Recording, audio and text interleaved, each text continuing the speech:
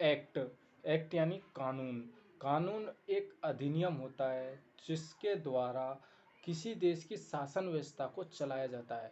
Friends, हमारी जो आज की ये वीडियो है इसमें हम यही जानेंगे विस्तार से कि कानून किस प्रकार से बनता है, कानून क्या होता है और कानून को किस प्रकार से पास किया जाता है, कानून एक पार्लियामेंट के अंदर कानून किस प्रकार से बनता है। तो फ्रेंड्स देखिए वीडियो को लास्ट तक, आइए वीडियो को शुरू करते हैं। एक्ट एक्ट यानी अधिनियम। अधिनियम के बारे में फ्रेंड्स हमारा जो टॉपिक है इसमें देखिए फ्रेंड्स, सबसे पहले हम जानेंगे एक्ट क्या होता है। फ्रेंड्स, अगर हमें यही पता नहीं है एक्ट क्या होता है तो हम यह कैसे बता सकते हैं कि एक्ट कैसे बनता है। तो देखिए फ्रेंड्स, एक्ट क्या होता है। एक्ट अधिनियम जो एक तरीके से कानून होता है जिस कानून के तहत किसी देश की शासन व्यवस्था को चलाया जाता है। मतलब किसी देश की शासन व्यवस्था को चलाने के लिए जो हमारा कानून होता है उसे हम एक्ट कहते हैं। जो नियम होता है उसे हम एक्ट कह सकते हैं। एक्ट दरअसल हमारे देश में है जो दो प्रकार से बनाया जाता है। पहला जो एक्ट बनाया जाता है वह राज्य सरकार के द्वारा बनाया जाता है और दूसरा जो एक्ट बनाए जाते हैं वह केंद्र सरकार के द्वारा बनाए जाते हैं। फ्रेंड्स, हमारा जो टॉपिक है यूजीसी नेट, उसके अंदर हम कह सकते हैं हमारे जो एक्ट है वह केंद्र के द्वारा बनाए जाने वाले एक्ट के बारे में है। जो हमारा टॉपिक है इसमें हम बात करते हैं केंद्र के द्वारा एक्ट कैसे बनाया जाता है। तो देखिए फ्रेंड्स, केंद्र के अंतर्गत एक्ट बनाने का जो अधिकार है वह एक तरीके से पार्लियामेंट यानी संसद भवन को पास है। मतलब एक्ट जो बनता है वह पार्लियामेंट के अंदर बनता है। और आपको फ्रेंड पता होगा पार्लियामेंट के 3 पार्ट्स होते हैं। कौन कौन से पार्ट्स होते हैं? एक राज्यसभा, एक लोकसभा और तीसरा होता है आपका संसद का जो राष्ट्रपति है वह तीसरा सदन होता है। एक तरीके से तीसरा पार्ट होता है। अब फ्रेंड्स, इन तीनों के बीच में ही धुरी घूमते हुए लास्ट में जाकर आपका जो एक्ट वह अधिनियम जो बनता है। तो फ्रेंड्स, एक्ट जो अधिनियम बनता है वह 3 चरणों से होकर गुजरता है। कौन कौन से चरण होते हैं?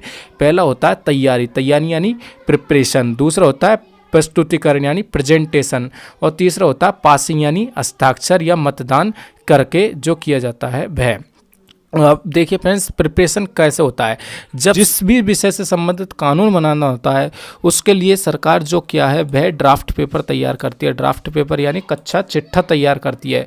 उस कच्चे चिट्ठे को एक तरीके से हम एक्सपर्ट लोग, जो जिस विषय से संबंधित वह चिट्ठा होता है उस विषय के जो एक्सपर्ट लोग होते हैं उसके ऊपर डिस्कस करते हैं और डिस्कस करने के बाद फाइनली उसको एक बिल का फॉर्मेट दे देते हैं।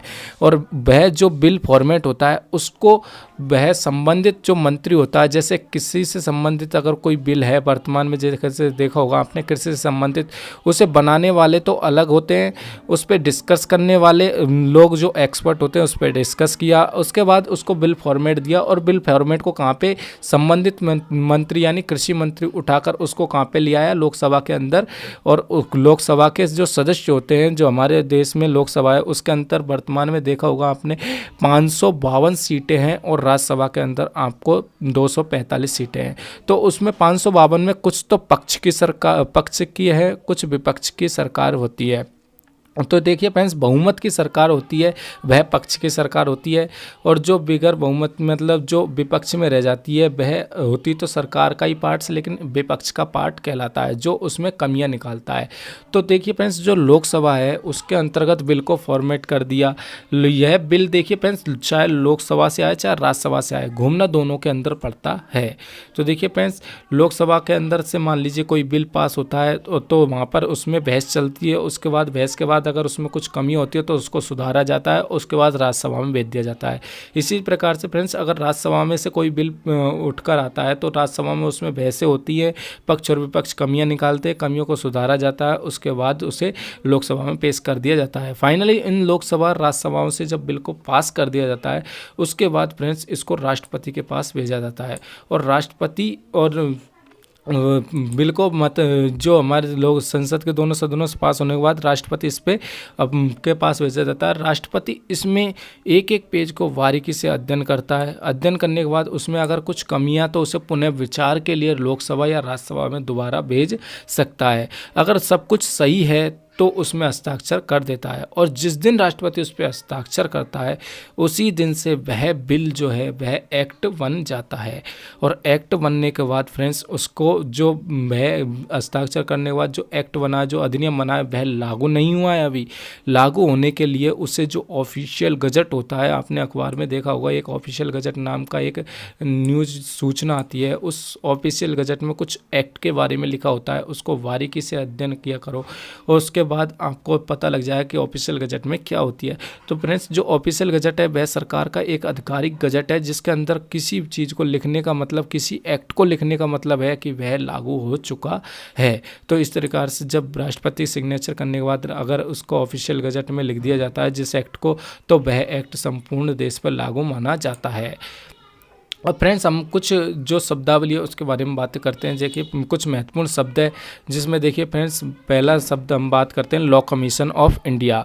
तो लॉ कमीशन ऑफ इंडिया एक तरीके से एक कानून आयोग है जो समय समय पर सरकार को इत्तला करता है कि आपको पुराने कानून में ये सुधार करना चाहिए, जो नया कानून है इससे संबंधित जो भी विषय है उससे संबंधित आपको नया कानून लेकर आना चाहिए।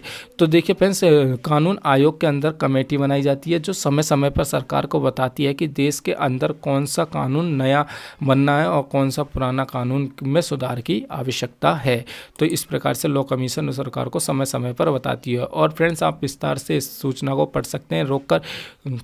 आगे हमारे पास एक टॉपिक आता है, आपने पढ़ा है ऑफिशियल गजट। ऑफिशियल गजट जब किसी बिल को संसद के दोनों सदनों से पास कर दिया जाता है तो उस बिल पर राष्ट्रपति का हस्ताक्षर के लिए भेजा जाता है। राष्ट्रपति हस्ताक्षर कर देता है तो बिल एक्ट बन जाता है और बिल को आधिकारिक गजट में प्रकाशित कर दिया जाता है, तो वह एक्ट संपूर्ण देश पर लागू माना जाता है। आगे हम फ्रेंड्स एक शब्द सुना होगा आपने, संयुक्त अधिवेशन या जॉइंट मीटिंग के नाम से भी सुना होगा। ये जॉइंट मीटिंग क्या होती है फ्रेंड्स, जब किसी बिल में मान लीजिए कोई बिल ऐसा बिल है जिसको लोकसभा से पास होना उसके बाद राज्यसभा से पास होना, या फिर ऐसा बिल जिसे राज्यसभा से पास होना और लोकसभा से पास होना है, दोनों से पास होना है। तो मान लीजिए लोकसभा ने किसी बिल को पास कर दिया लेकिन राज्यसभा उस बिल को पास नहीं करती, अर्थात लोकसभा और राज्यसभा में मतभेद प्रारंभ हो जाता है। तो संसद का कोई भी सदन बिना मतभेद के कारण किसी भी बिल को 6 महीने से ज़्यादा तो रोक नहीं सकता। मान लीजिए अगर राज्यसभा में लोकसभा से कोई बिल पास होकर राज्यसभा के पास जाता है तो वह राज्यसभा उस बिल को 6 माह से ज़्यादा नहीं रोक सकती है, लेकिन 6 माह से ज़्यादा रोक लेती है तो ऐसा माना जाता है तो कि उस बिल में कुछ न कहीं मतभेद उत्पन्न हो चुका है। या फिर किसी बिल को लोकसभा पास कर देती है और राज्यसभा उसको पास नहीं करती है तो ऐसी स्थिति में मतभेद उत्पन्न हो जाता है और इस स्थिति को सुधारने के लिए एक संयुक्त अधिवेशन बुलाया जाता है जिसे हम जॉइंट मीटिंग कहा जाता है। जॉइंट मीटिंग के अंतर्गत फ्रेंड्स जो है लोकसभा और राज्यसभा दोनों एक साथ बैठती हैं और उस लोकसभा राज्यसभा का जो एक तरीके से जब लोकसभा राज्यसभा बैठेगी तो उसका एक प्रधान भी तो होना चाहिए जो उसका फैसला उसकी कार्यविधि को उस मीटिंग को आगे चलाए। आपने देखा होगा चौक पर जो पंचायत बैठती है तो एक मुख्य आदमी भी तो उसके आगे बढ़ाता है। इसी प्रकार से जो ये मीटिंग है उसको आगे बढ़ाने के लिए जो लोकसभा का जो अध्यक्ष होता है ना, वही इस मीटिंग का मेन सभापति होता है या उस मीटिंग को संभालता है। अगर लोकसभा का जो अध्यक्ष है वह अनुपस्थित है तो उस स्थिति में लोकसभा का जो उपाध्यक्ष है वह उस मीटिंग को सुचारू रूप से आगे चलाता है। उसके अलावा अगर वह भी अनुपस्थित है तो जो ये हमारी सदस्य मीटिंग है, जो सांसदों की मीटिंग है, उसमें सबसे वरिष्ठ जो सदस्य होता है वह इसकी अध्यक्षता करता है उस मीटिंग की। तो संयुक्त अधिवेशन भारतीय संविधान के अनुच्छेद 108 अनुमति देता है कि आप संयुक्त अधिवेशन बुला सकते हैं। धन विधेयक या संविधान संशोधन के संबंध में कभी भी फ्रेंड्स संयुक्त बैठक बुलाने का प्रावधान नहीं है।